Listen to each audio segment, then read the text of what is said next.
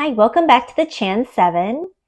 Reading a map is considered a life skill, and our then 7-year-old daughter had a blast with this map workbook called Scholastic Success with Maps. And this is for grade 2. So I wanted to share with you our experience with it.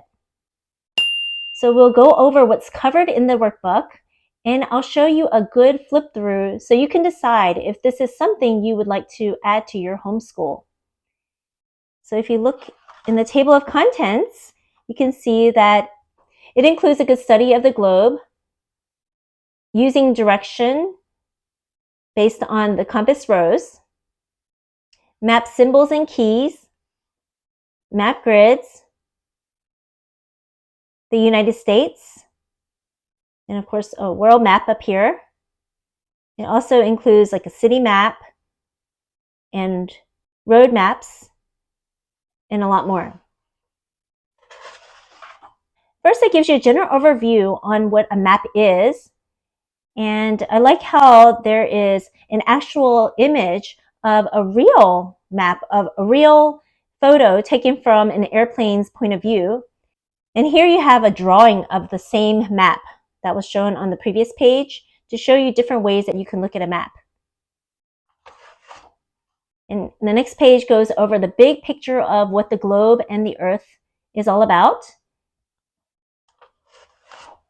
Here's the world map and some questions to go along with it. Like I said, our daughter had so much fun with this workbook. She zoomed right through it. And then we go over the compass rose, which is fundamental in reading maps. In the next page, we are using the compass rose to determine directions. And we had a lot of fun with this one. The next page goes over map symbols, which was our favorite. And just locating different parts of the map based on what the symbols mean. You would find what the symbols mean by looking at the map key.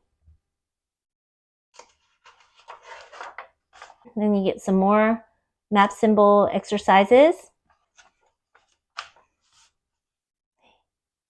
The next page talks about distance and how a map can show how far one place is to another. Then the next page is about map grids. And this is where the board game Battleship was useful, because you get to look at the coordinates of the letter and number. In what square is a soccer field? So you want to find the soccer ball, because that's what symbolizes a soccer field. And we see that B and 4 is the soccer field.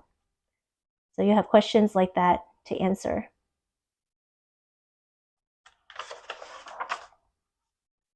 Here's some more exercises on map grids, like in which square is the hospital?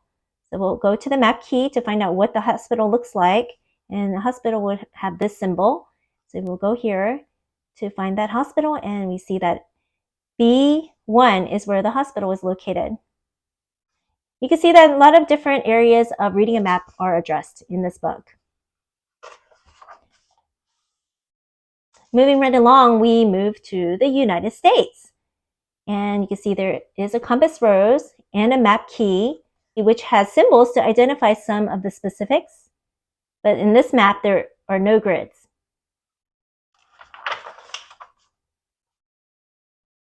Now we're going to look at some specific states. Like on these 2 pages, we're looking at Nebraska. And this is a good chance to practice the map skills we have learned so far. So what state is north of Nebraska? So an example of a question would be, what state is north of Nebraska? And then here's another question. What forms the border between Nebraska and Iowa? And as you can see, there's this blue squiggly line, which means it's a river. So we have the Missouri River. So this time it's a body of water.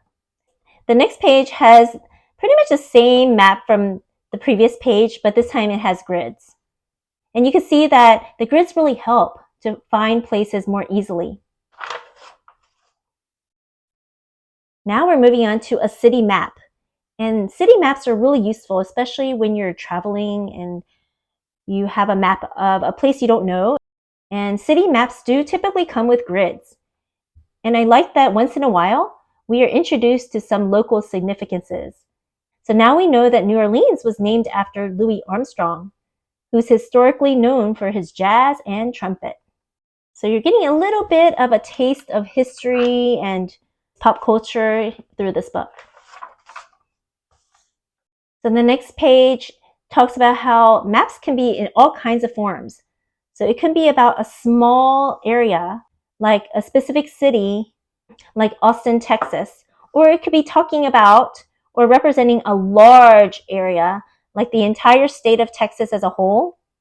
So here's Texas in relation to all of the United States. So now we're moving on to learning about different landforms and bodies of water, because you know that some maps focus on these sort of features.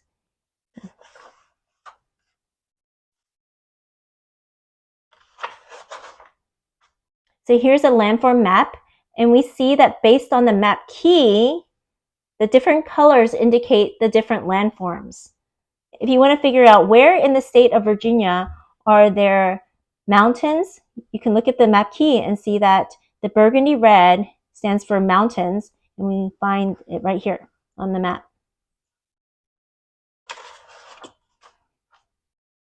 Now, if you're driving, you may need a road map. And road maps show highways and other roads. So here's a question. What highway takes you from Elko to Utah? And you want to find Elko, and then here's Utah. So we see that it is Interstate 80 is the highway that takes you from Elko to Utah. There are even maps that focus on natural resources like water, trees, and minerals. And here you see that this map key shows several different symbols that show different kind of resources.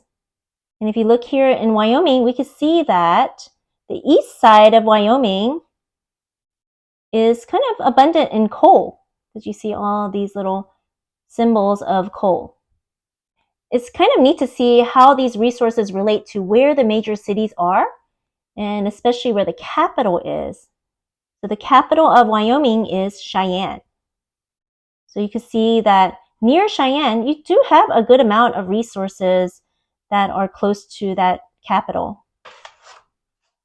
On page 40, you get to quickly go over where North America is in relation to the rest of the 7 continents.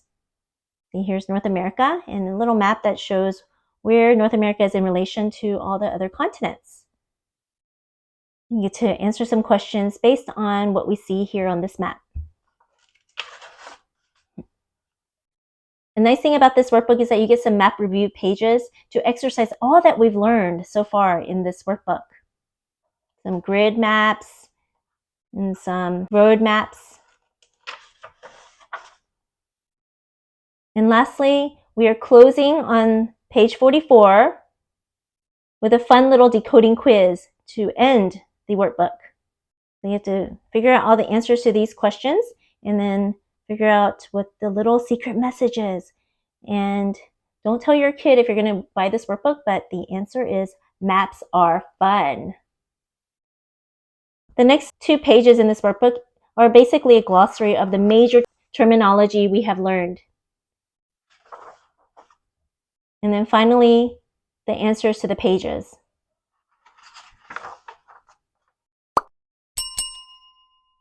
There are other scholastic success workbooks like grammar, math, and tests in math and reading, but we haven't tried any of those. So if you notice, this workbook has about 40 pages, so it's really quick and not intimidating. Our 7-year-old daughter thought it was so fun that she actually asked to get another map workbook. So we started Map Skills for Today for our daughter, which is colorful, but our daughter isn't finding it fun like this one. I hope this video was helpful for you to decide if you want to try any of the Scholastic Success workbooks, because we really found that the map workbook was extremely fun. If you know of any good map workbooks, please share in the comments below. Have a great day and hope to see you in the next video.